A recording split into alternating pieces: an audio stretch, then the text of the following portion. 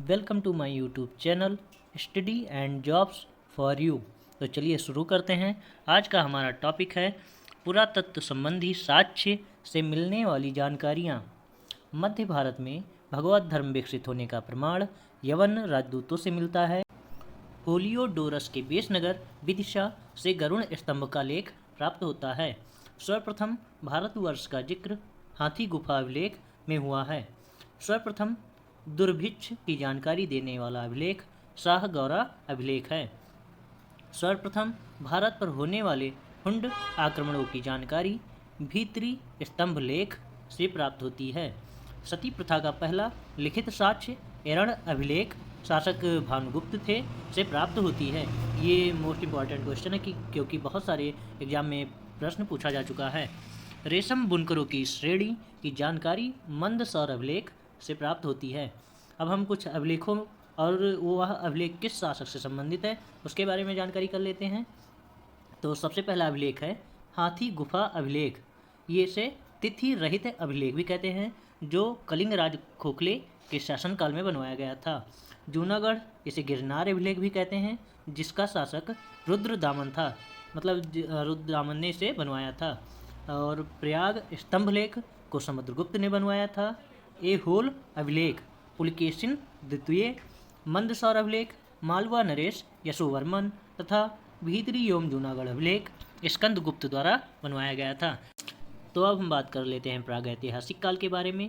तो पूरा पाषाण काल के मानव की जीविका का प्रमुख आधार शिकार करना था। आग का आविष्कार पूरा पाषाण काल में हुआ था।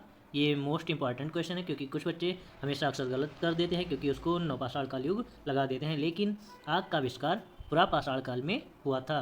पहिए का आविष्कार नवपाषाण काल में हुआ था। मनुष्य ने स्थायी निवास की प्रवृत्ति नवपाषाण काल में हुई तथा कुत्ते को उसने अपना पालतू पशु बनाया। ये भी मोस्ट इंपॉर्टेंट क्वेश्चन है। मनुष्य ने सर्वप्रथम तांबा धातु का प्रयोग करके कुल्हाड़ी बनाई। प्राप्ति स्थल अति रंपक्कम थी। कृषि का आविष्कार नवपाषाण काल में हुआ। कृषि के लिए अपनाई गई प्राचीन फसल गेहूँ और पहली फसल जौ थी। कृषि का प्रथम उदाहरण मेहरगढ़ पश्चिमी बलूचिस्तान से प्राप्त होता है। कोलडीवा का संबंध चावल के प्राचीनतम साक्ष्य से है। भारत का सबसे प्राचीन नगर मोहनजोदाड़ो है, जिसका अर्थ है मृतकों का टीला। ये भी मोस्ट इम्पॉर्टेंट क्वेश्चन है। तो अब हम आगे बढ़ते हैं, बात कर लेते हैं सिंधु सभ्यता के बारे में। सिंधु सभ्यता की खोज राय बहादुर दयाराम साहनी ने की। यह नागरीय सभ्यता थी। लोथल तथा सुत्तकोटदा सिंधु सभ्यता का प्रमुख बंदरगाह था।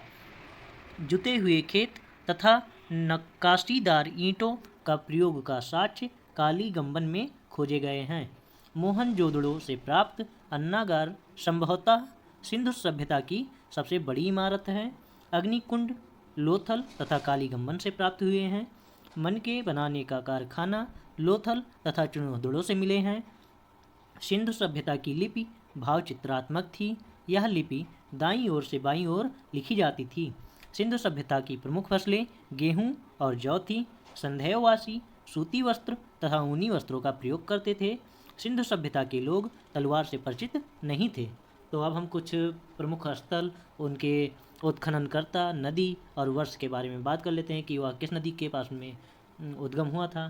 तो हम सबसे पहले बात कर लेते हैं हड़प्पा या सिंधु नगर की, तो जो इस समय वर्तमान पंजाब पाकिस्तान में है, जिसकी खोज करता है दयाराम साहनी। ये रावी नदी के तट पे खोजी गई थी 1921 ईस्वी में। अब हम बात करते हैं मोहनजोदड़ो के बारे में। तो ये सिंध पाकिस्तान में है, जिसकी खोज रखलदास बनर्जी ने की थी। ये सिंधु नदी के पास में स्थित है, 1922 में की गई थी।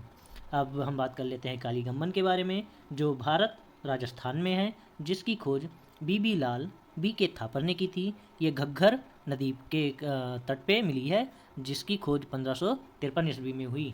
अब हम बात करते हैं रोपड़ के बारे में। ये पंजाब ज़िले में है, जिसकी खोज यज्ञदत्त शर्मा ने की और ये सतलज नदी के पास में मिली है।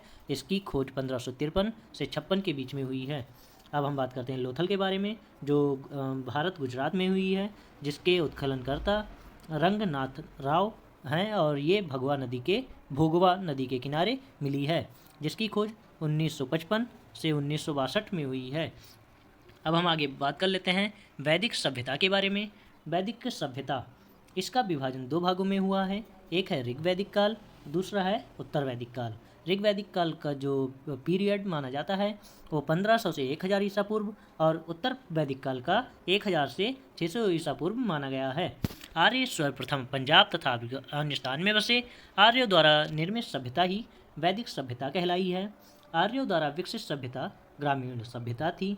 आर्यों की जो भाषा थी वो संस्कृत थी। ऋग्वैदिक समाज 4 वर्णों में विभक्त था: ब्राह्मण, क्षत्रिय, शूद्र और वैश्य। आर्यों का समाज जो था पितृ प्रधान था। आर्यों के मनोरंजन के प्रमुख साधन थे संगीत, रथ दौड़, घुड़दौड़। आर्यों का प्रमुख व्यवसाय पशुपालन तथा कृषि था। आर्यों का प्रिय पशु घोड़ा तथा आर्यों के प्रमुख देवता इंद्र थे। आर्यों द्वारा खोजी गई धातु लोहा थी, जिसे श्याम अयस्क भी कहा जाता था। तांबे को लोहित अयस्क भी कहा जाता था। ऋग्वैदिक में उल्लेखित सभी नदियों में सरस्वती सबसे महत्वपूर्ण तथा पवित्र नदी मानी गई थी। ऋग्वेद में गंगा का 1 बार, यमुना का 3 बार तथा सिंध नदी का उल्लेख सर्वाधिक बार हुआ है। उत्तर वैदिक काल में इंद्र के स्थान पर प्रजापति सर्वाधिक प्रिय देवता हो गए। उत्तर वैदिक काल के वर्ण व्यवसाय की बजाय जन्म पर निर्धारित होने लगे। उत्तर वैदिक काल में हल को सिरा तथा हल रेखा को सीता कहते थे। सांख्य दर्शन भारत के सभी दर्शनों में सबसे प्राचीन है। इसके अनुसार मूल तत्व 25 हैं, और जिसमें पहला तत्व प्रकृति है। सत्यमेव जयते मुंडकोपनिषद से लिया गया है। महाभारत का पुराना नाम जय संहिता है।